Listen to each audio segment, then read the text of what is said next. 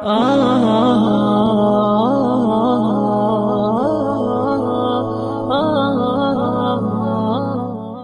اللہ الرحمن الرحیم۔ تمام تعریف اس معبود کے لیے جو عالمین کا رب ہے، اور درود و سلام محمد و آل محمد علیہ السلام پر۔ ناظرین اکرام، سلام علیکم، میں ہوں حسن آصف۔ پیش خدمت ہے پروگرام دین اور عقل۔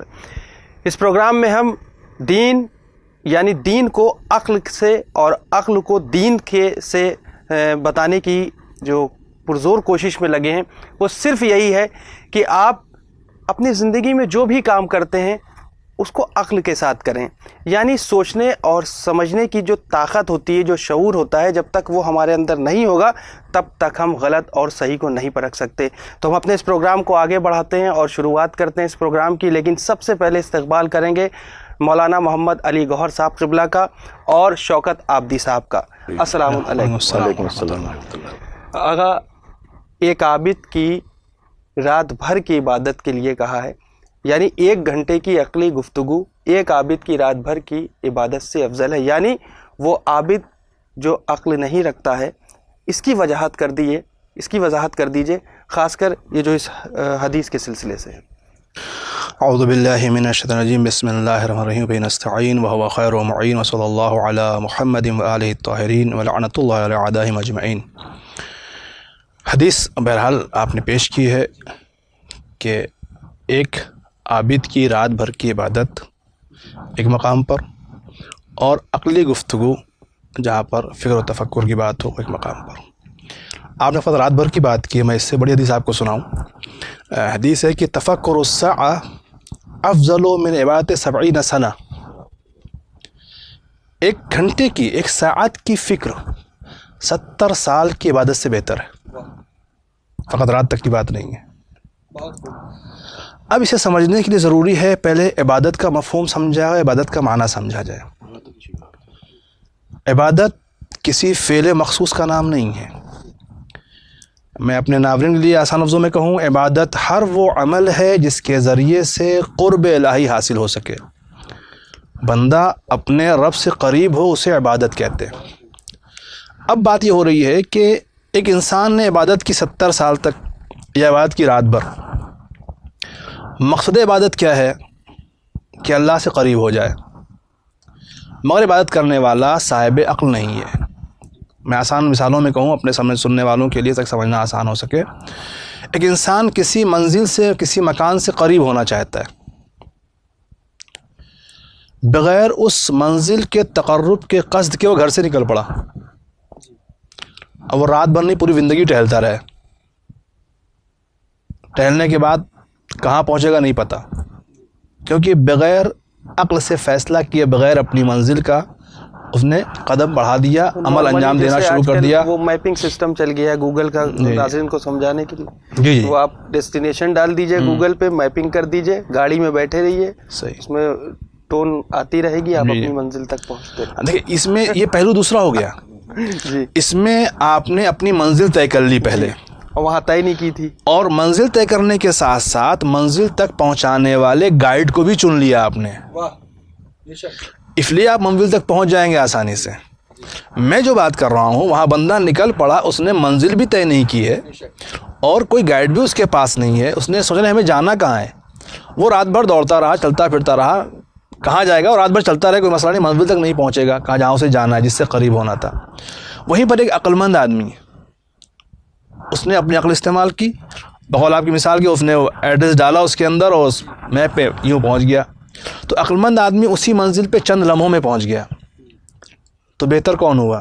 جو چند لمحوں میں اپنی عقل کی وجہ سے منزل تک پہنچ گیا، وہ بہتر ہے، یا جو بغیر عقل استعمال کیے ہوئے نکل پڑا اور ٹہلتا رہا، وہ بہتر ہے؟ عقل کیا کہے گی؟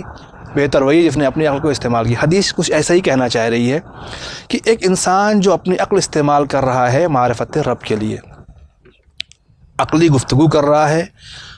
اب اس پہ بھی ایک بات ٹھہر کہنا چاہوں گا، عقل کی تو وہ تعریف آپ کے ذہنوں میں ہونی چاہیے جو میں نے پہلے ایپیسوڈ میں بیان کی ہے۔ عقل کا مطلب فقط یہ نہیں صاحب کی دماغ ہے اور ہم جو چاہیں وہ کر لے رہے ہیں۔ عقل وہی ہوتی ہے جو انسان کو اس لائق بنا دے کہ ہر شے کو اس کے مقام پہ رکھ سکے، اسے سمجھ سکے۔ اب اس نے عقل استعمال کی کس لیے؟ اللہ سے قریب ہونے کے لیے، اور ایک سائنٹسٹ ہے، بات بار بار آپ سائنس کے حوالے سے کر رہے ہیں، ایک چھوٹا سا ڈھونڈ رہا ہوں میں، اس کے علاوہ زیادہ کچھ زیادہ نہیں ہے.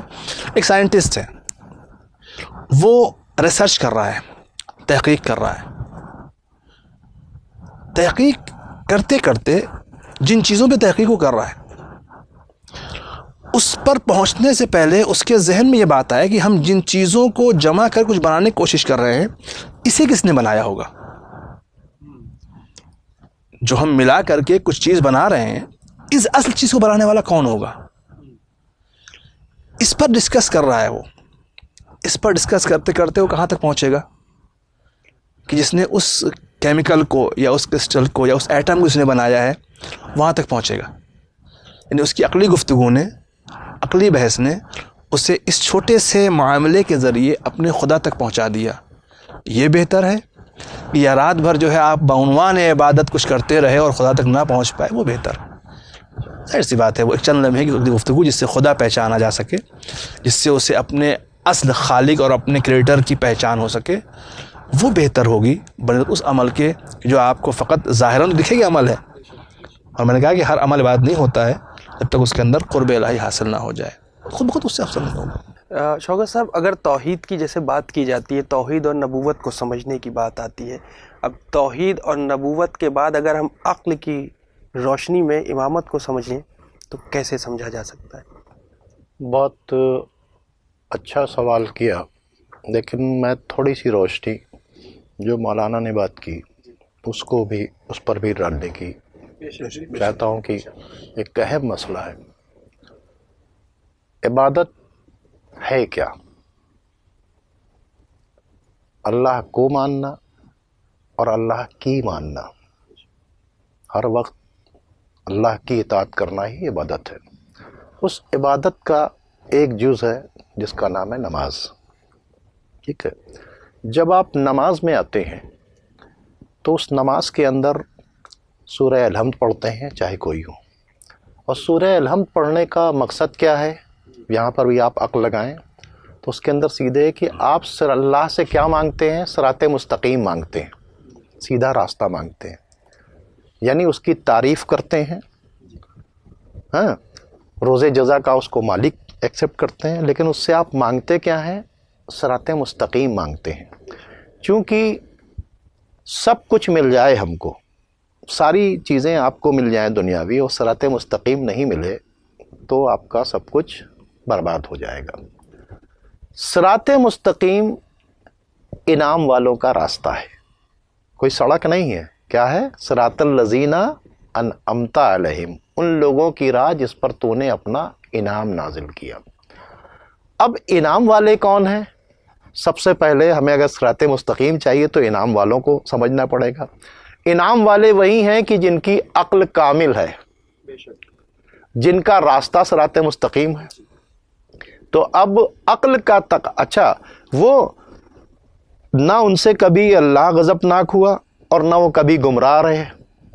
تو اس کے مطلب جن کا راستہ صراط مستقیم ہے وہ ہیں انعام والے. اور ایسے انعام والے ہیں کہ اللہ تعالی نے اپنی عبادت میں، یہاں سے ایک میسج دینا چاہتا ہوں، اپنی عبادت میں بھی ان پر درود رکھا ہے. اور ہندوستان کے رکشے والے سے لے کے خانہ کعبہ کا پیش امام تک جب نماز پڑھتا ہے تو کیا عبادت کی بات ہو رہی نا؟ کیا کہتا ہے؟ اللہم صلی علی محمد وعلی آل محمد کما صلیت علی ابراہیم وعلی آل ابراہیم انک حمید مجید، اللہم بارک علی محمد وعلی آل محمد کما بارکت علی ابراہیم وعلی آل ابراہیم انک حمید مجید. اس کے مطلب محمد وعلی محمد پر درود بھیجتا ہے.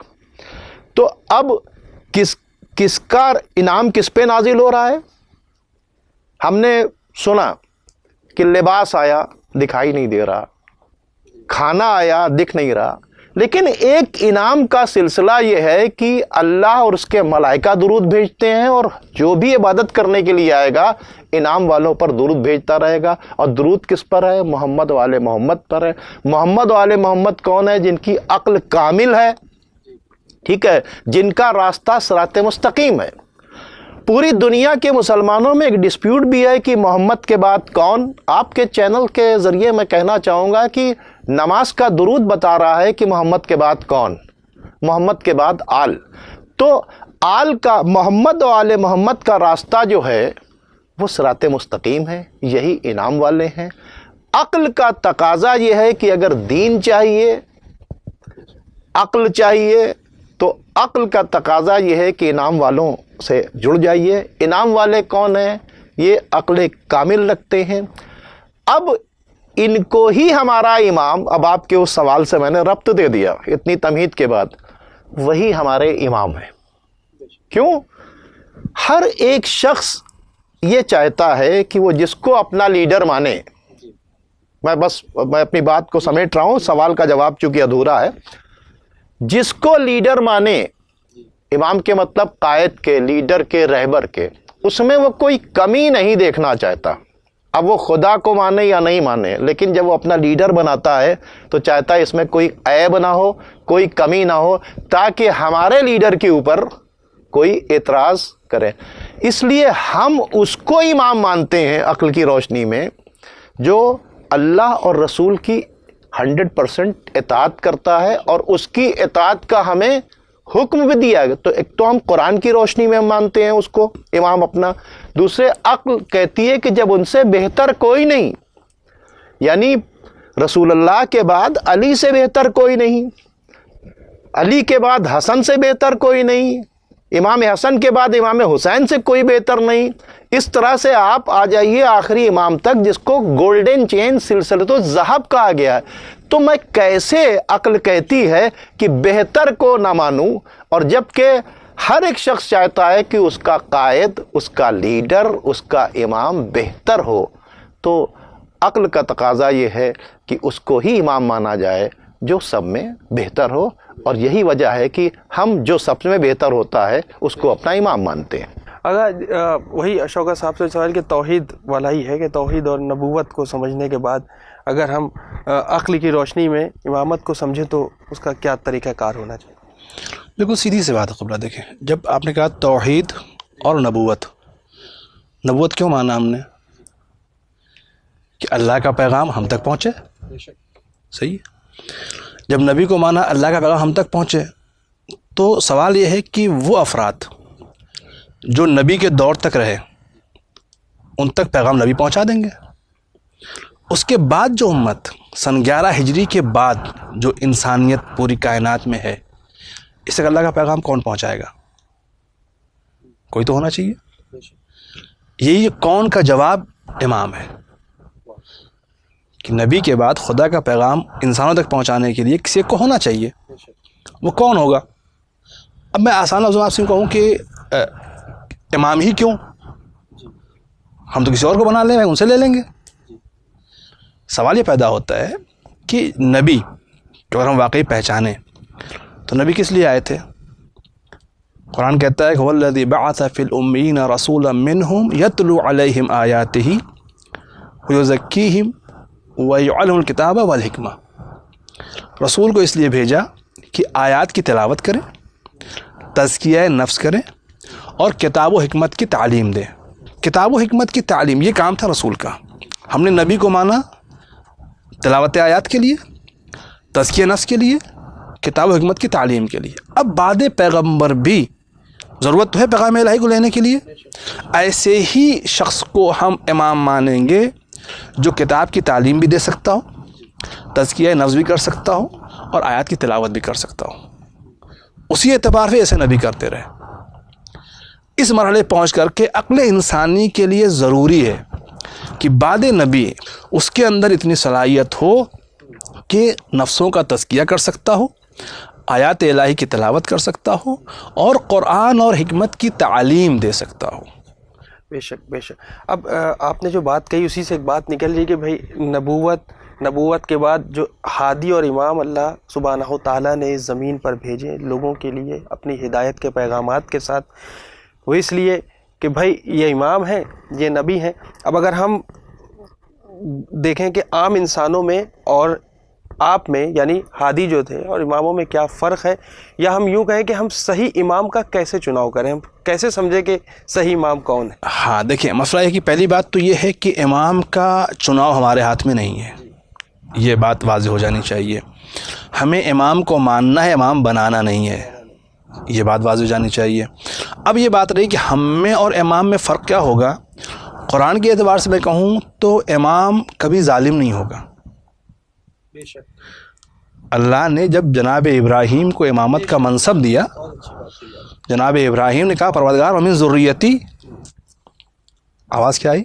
لا ینال عہدی الظالمین، میرا عہدہ امامت ظالموں تک نہیں پہنچے گا. تو سب سے پہلا فرق ہم میں اور امام میں یہ ہوگا، ہم کسی نہ کسی اعتبار سے ظالم ہو سکتے ہیں. اپنے نفس پہ ظلم کر رہے ہوں، پڑوسی پہ ظلم کر رہے ہوں، خود اپنے اعضاء و جوارح پہ ظلم کر رہے ہوں. ابھی الگ موضوع ہو جائے گا ظلم کی تعریف کیا ہوگی اور عدل کیا ہوگا. ظلم آتے ہوئے یہ فرق یعنی ہمارے اندر کہیں نہ کہیں کسی نہ کسی زاویے سے، یعنی اگر ایک چھوٹی سی معصیت بھی ہم نے کی ہے تو اس جہت سے ہم ظالم کہلائیں گے. تو ہم ظلم کر سکتے ہیں، ظلم ہم سے صادر ہو سکتا ہے، لیکن امام ظالم نہیں ہوگا. یہ بالکل سیدھا سا فرق.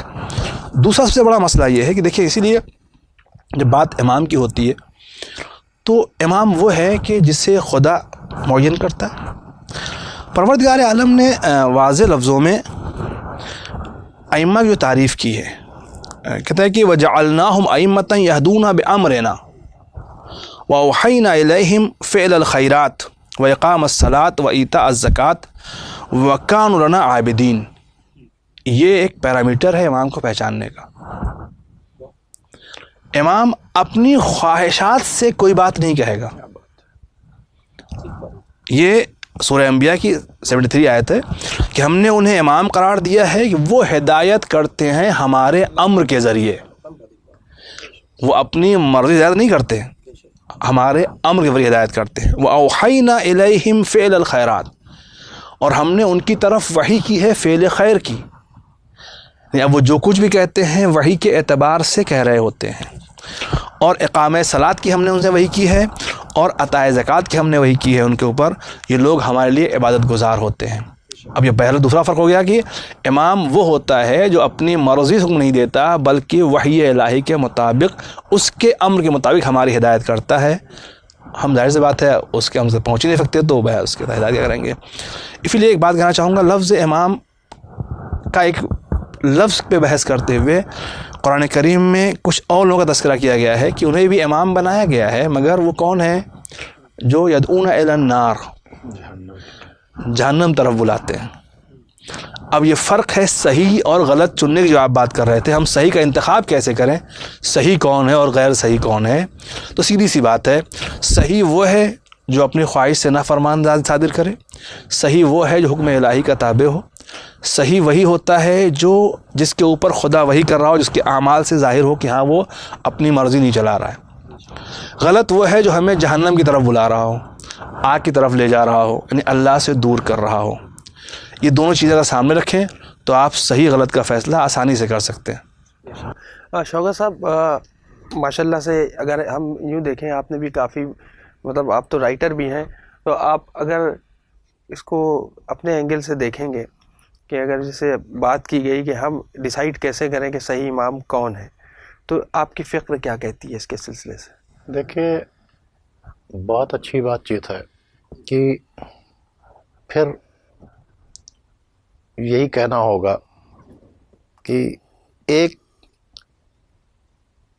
ایکسپرٹ ٹیم کسی اگر ٹیچر کا انتخاب کرتی ہے انٹرویو، اور ایک مینیجر صاحب ہیں کسی اسکول کے، وہ اپنے آپ کسی کو بھرتی کر لیتے ہیں، ایک سلیکشن بورڈ کے ذریعے ہوتا ہے، ٹھیک ہے، کمپٹیشن ہوتا ہے، اس کے بعد انسان آتا ہے، تو اس میں فرق ہوتا ہے.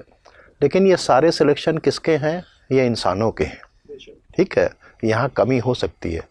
تو ایک سلیکشن انسانوں کا ہے اور ایک سلیکشن اللہ اور رسول کا ہے.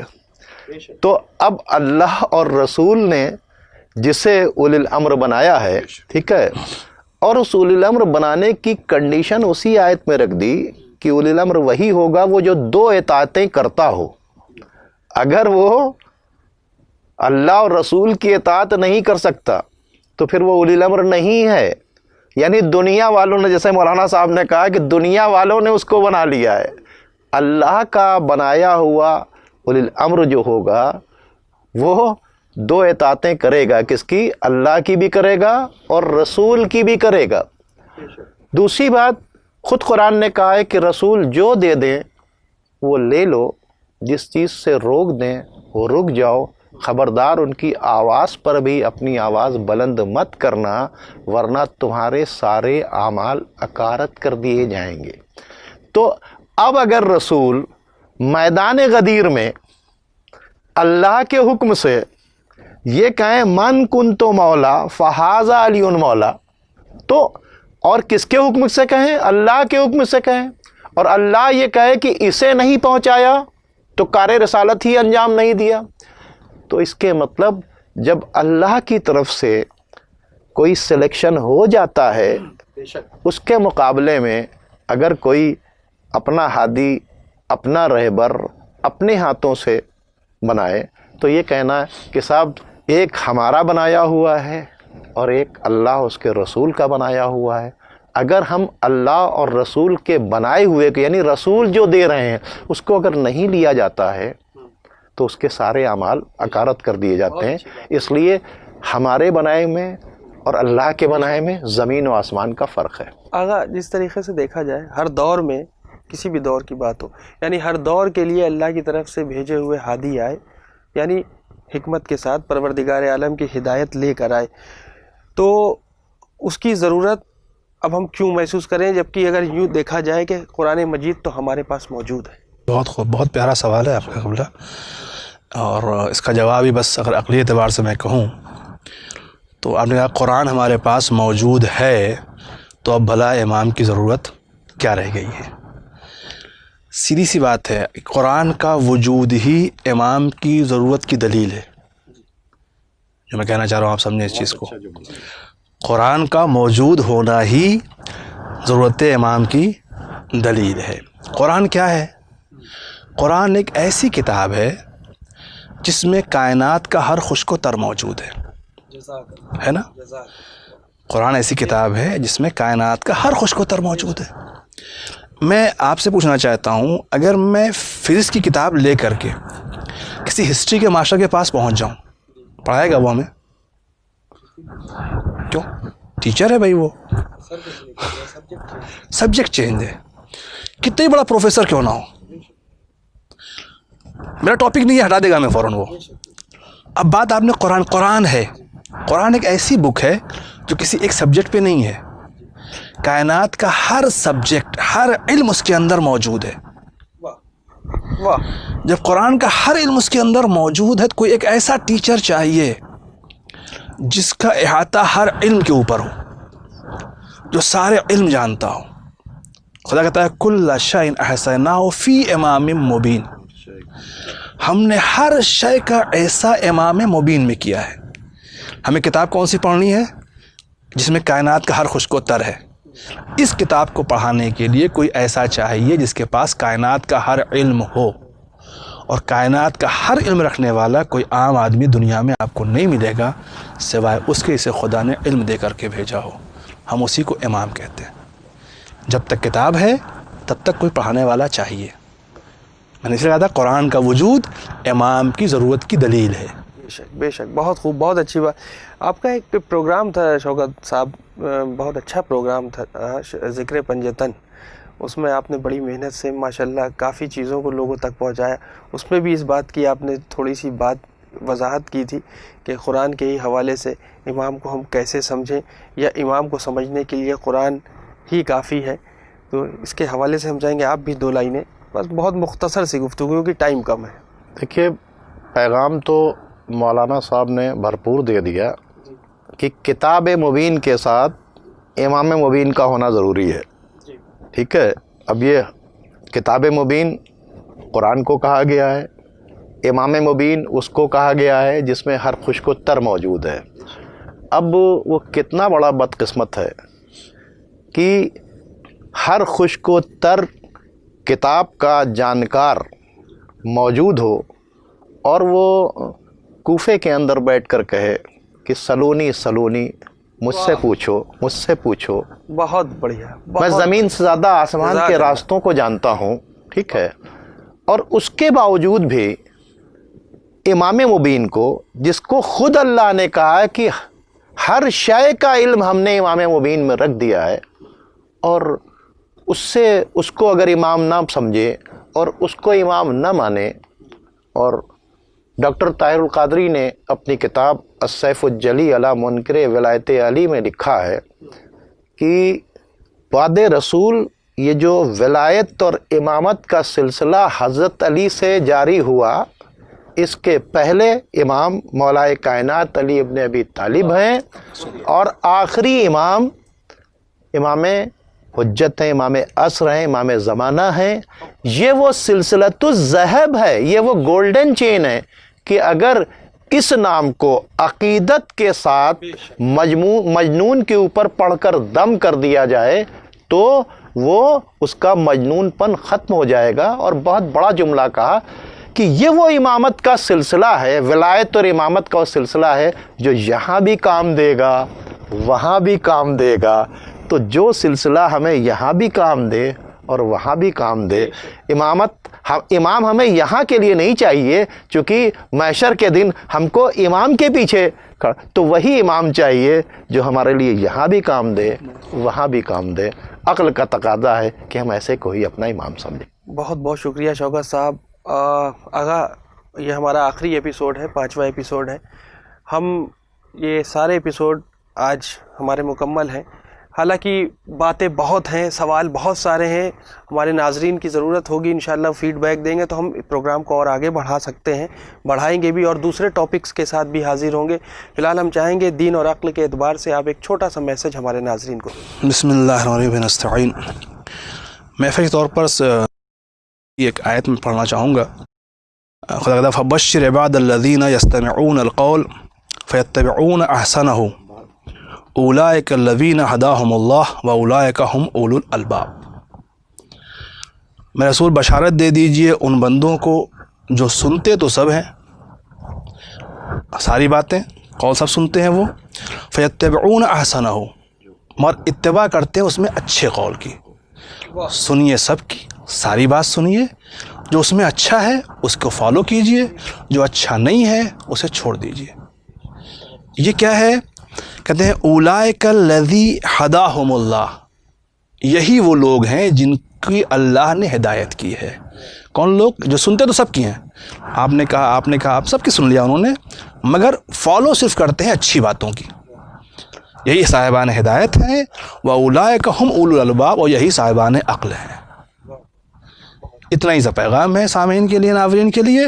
جتنی باتیں آتی ہیں جہاں سے بھی آتی ہیں سب سنیے، سننے پہ پابندی نہیں ہے، مگر مانیے اور فالو صرف اسے کیجئے جو حق ہے، جو سچ ہے، جو اچھا ہے. یہی عقل مند ہونے کی دلیل ہے اور یہی صاحب ہدایت ہونے کی دلیل. بہت بہت شکریہ آغا، بہت بہت شکریہ شوکت صاحب. فی الحال ناظرین آپ سے اجازت لینا چاہیں گے، اور دین و عقل کے اعتبار سے آپ مکمل طور پر یوں سمجھ لیں کہ جب تک عقل آپ کی کامل نہیں ہوگی، آپ عقل سے کوئی کام نہیں کریں گے، تب تک آپ کامیاب نہیں ہو سکتے. اچھی چیزوں کو، اچھی باتوں کو سنیں، اچھی چیزوں کو دیکھیں، تبھی آپ زندگی میں آگے بڑھ سکتے ہیں. فی الحال ہمیں اور شوکت صاحب کو اور مولانا محمد علی گوہر صاحب قبلہ کو اجازت دیں. ہم پھر حاضر ہوں گے ایک اور نئے ٹاپک کے ساتھ. تب تک کے لیے دیکھتے رہیے چینل ون، پیغام انسانیت. خدا حافظ.